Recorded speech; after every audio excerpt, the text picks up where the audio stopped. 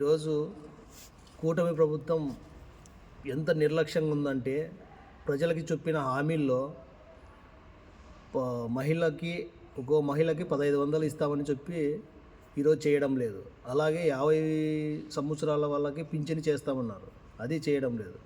నిరుద్యోగి వృత్తి 3000 ఇస్తామన్నాడు, అది చేయడం లేదు.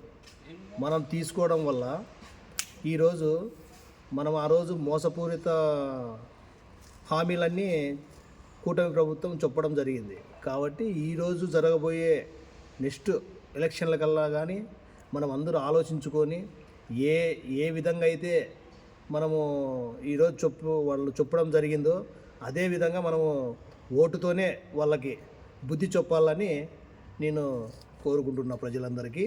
దీన్ని ముఖ్యంగా ఈరోజు ఈ ప్రభుత్వం ఇంత నిర్లక్ష్యం చేయడానికి కారణము, ఇంత నిర్లక్ష్యం చేయడానికి ఉద్దేశపరంగా చేస్తుంది. కాబట్టి మనం కానీ ఓటుతోనే వాళ్ళకి సమాధానం చెప్పాలని కోరుకుంటున్నాం.